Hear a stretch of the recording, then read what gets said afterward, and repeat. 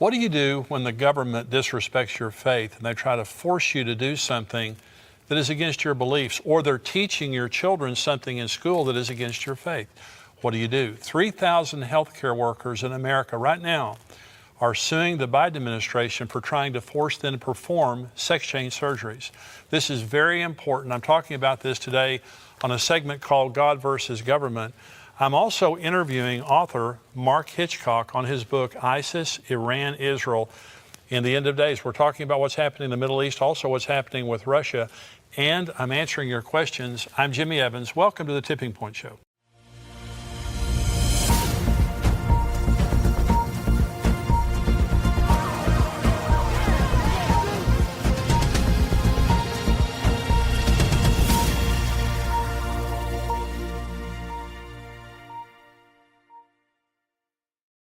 Welcome to today's show, and as I said in the opening, I want to talk about this issue of when government disrespects your faith, and what do you do? And right now I'm going to read you some of this article from the Christian Post. It says 3,000 healthcare workers sue Biden administration over mandate forcing them to perform sex change surgeries. And this is by Michael Grabowski. Let me read you just a little bit about this. This says, two associations representing 3,000 medical professionals and an individual doctor based in Tennessee have filed a lawsuit against the Biden administration's transgender mandate, arguing that it violates federal conscience protection laws. The American College of Pediatricians and the Catholic Medical Association, along with Dr. Jeannie Dassow of Chattanooga, filed the suit last week in the U.S. District Court for the Eastern District of Tennessee at Chattanooga. At issue in the court's case is the HHS's current interpretation of Section 1557 of the Affordable Care Act, which bars sex discrimination to include requiring doctors to perform elective gender transition procedures, including cosmetic surgeries such as double mastectomies, philosophies, and orchiotomies, which is testicle removal. This case challenges whether the federal government can make medical doctors perform gender transition surgeries, prescribe gender transition drugs, and speak and write about patients according to gender identity rather than biological reality, regardless of doctors' medical judgment or conscientious objections, noted the introduction of the lawsuit. One other line I'll read here. Our clients are rightfully objecting on medical, ethical, religious, and conscientious grounds to this unlawful government mandate to provide gender transition procedures. Well, let me first of all begin by saying if a person is struggling with their gender, they deserve compassion. I don't want anything that I say in this segment to be interpreted as hate or coming down on people who are struggling with their sexuality, because a lot of people are today, and we have an environment now that is literally fostering confusion. Let me give you an example of this, because I'm going to read you an excerpt from an article in just a minute where in Scotland they're allowing 4-year-olds to transition without their parents' knowledge. And so when you begin to introduce the concept to a child that they may be a different sex than what they are biologically, the parents are there to guide children, not to confuse them. And they need answers from parents, not questions. And so some parents are saying, well, I'm raising my child gender neutral and I'm going to let them decide. A 4-year-old that can't decide whether to have a puppy is supposed to decide whether they're a male or a female, and if they have surgery, it cannot be reversed. So let me go to these doctors for just a minute. 3,000 healthcare workers are suing the Biden administration. Many more healthcare workers are involved in this. These are just the ones involved in the lawsuit. And they're saying you cannot force us to perform these elective surgeries. Now, let me say, when you perform these sexual transition surgeries, no sex has been transitioned. When you do the cosmetic surgery, it is 100% cosmetic. When you take a man and you do all the testicle removal and the breast implants, when you do everything you've done, all the hormone treatments, he's still a man. It's simply cosmetic. He looks like a woman now, but he's still a man. You do the same thing to a woman, she's still a woman. You haven't changed anyone's sex. It is all pretense. It's all cosmetic. So, and it cannot be reversed. And this is the important point here. It's one thing to put makeup on or dress up like the opposite sex, because you can take that makeup off and you can change clothes. But when you take a child or even an adult and you cut off their genitals, you can't replace those genitals. And 60 Minutes did a special. The very well-respected news organization 60 Minutes did a special on the growing number of people who have regrets about their sex change surgery. There is a website I encourage you to go to. It's called sexchangeregret.com. And the man who has that site transitioned to a woman. His grandmother dressed him up in girls' clothing as a little boy, and it confused him sexually. He lived as a woman for many years, finally came to Christ, realized that he was chasing the wrong thing, transitioned back, not physically, but just emotionally, transitioned back to being a man, and now he lives to help people avoid the same mistakes that he did. And on his website are the testimonies of the many, many people who had sex change surgeries and lived to regret it. 41%, this statistic is on his website, 41% of people who have sex change surgeries attempt suicide afterwards. That doesn't sound like happy customers to me. And some people say, well, the reason they attempt suicide is because they're bullied. No, the reason that they attempt suicide is because they woke up thinking that they would be different down there, and they're dead down there. The sex change surgery didn't change their sex, it destroyed their sex. So if I'm a medical professional, which I'm not, but if I were a medical professional as a Christian, and you put a child or an adult in my care and told me that I had to do something to them that would destroy their sexuality and that was irreversible, I could not do it in conscience before God, because the Hippocratic Oath says, do no harm. Sex change surgeries do harm to people that cannot be reversed. And later on, and I'm thinking especially the little kids, it's one thing if an adult wants to do something, which is still wrong and bad, and no one should be forced to perform those surgeries. But for a child, a 4, 5-year-old, 6-year-old child, I'm just saying, as a junior high kid, I would have said I was a girl to get in the girls' locker room. I'm just telling you right now, I wasn't a girl, but I would have said it. I promise I would have said it every day to get in the girls' locker room. All this stuff is so open to interpretation, is so open to abuse. And so this is something that has to be stopped. And now the government is saying you must do something against your conscience. Okay, you don't do it. I'm just saying you just don't do it. And I applaud all the people standing up over this. I pray the Supreme Court, because it'll go to the Supreme Court, I pray that they will stand up for this, for our religious freedoms and the freedom of speech and all the freedoms that are involved in this. But this has never been done before in the United States of America. Now, Obama tried it with abortion, but President Trump repealed the mandate he tried to get doctors to perform abortions. President Trump repealed it, but now Biden's after it again. And so this is a big thing in the news. This is another article. Critics say Illinois' new sex ed guidelines promote abortion and sexualized students. This is from the Christian Post. Ryan Foley. Conservatives are criticizing the new sex education curriculum approved by Illinois Governor J.B. Pritzker, alleging that it will expose children to sexually charged content with an ideological agenda. Pritzker, a Democrat, signed Senate Bill 818 into law on August 20th. The legislation in part calls for the implementation of comprehensive personal health and safety and comprehensive sexual health education curriculum that aligns with the national sex education standards. In a statement, Pritzker praised the bill for modernizing our sex education standards. He predicted that the new curriculum will help keep our children safe and ensure important lessons like content and internet safety are taught in the classrooms. State Representative Tony McCombie, a Republican, blasted the bill as not age appropriate, according to NPR. The goal of sex education is to help young people grow into healthier sexual relationships and healthier adults, McCombie was quoted as saying. This bill is not age appropriate, it is sexually charged. NPR Illinois reports that a handful of Democrats have voiced concern that the new standards include material that is too explicit for elementary and middle school students. I'm skipping down here. The National Sex Education Standards call for students in kindergarten through second grade to define gender, gender identity, and gender role stereotypes, and discuss the range of ways people express their gender and how gender role stereotypes may limit behavior. This is kindergarten through second grade, focused on gender. The curriculum, which is endorsed by LGBT advocacy group GLSEN and the Human Rights Campaign, as well as abortion organizers like Planned Parenthood, also informs young students about different kinds of families, including those with cohabiting and same-gender parents. Students in third through fifth grades will learn about masturbation, as well as the role hormones play in the physical, social, cognitive, and emotional changes during adolescence, and the potential role of hormone blockers on young people who identify as transgender. That's third through fifth grade. Additionally, students will be expected to distinguish between sex assigned at birth and gender identity and explain how they may or may not differ.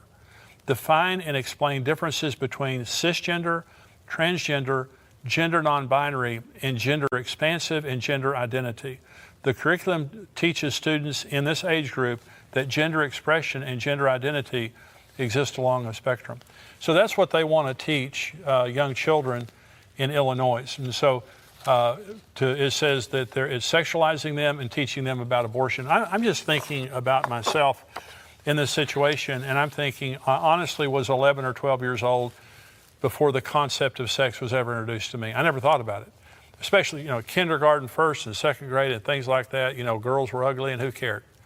And so I was, almost a teenager before any of those things came to my mind. But imagine you're going to school and you're kindergarten, first grade, second grade, third grade, fourth grade, and they're teaching you these things that just have absolutely nothing to do with the way you're living your life, except to confuse you and except to indoctrinate you. And I'll say this to all the parents out there, because I know that a lot of parents are up in arms right now and they're going to school board meetings, and good for you. A lot of good educators, a lot of good teachers, a lot of good school districts.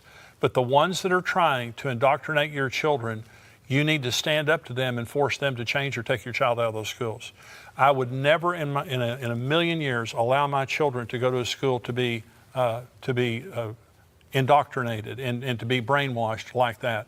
They are there to educate, math, writing, reading, all those kinds of science, all those kinds of things. They are not there to take the place of the parent. In many of the school districts that are the most liberal, they think parents are stupid, and they think they have to get that child away from you so that they can teach your child, because you don't have the ability to teach your child. I'm saying you know more about your child than they will ever know. Now, this is Scotland to let pupils age 4 change gender without their parents' consent. Now, this is true. The Scottish government has announced that children as young as 4 will be able to change their gender at school without their parents' consent under guidance introduced in the country. It was disclosed that any pupil who decides they want to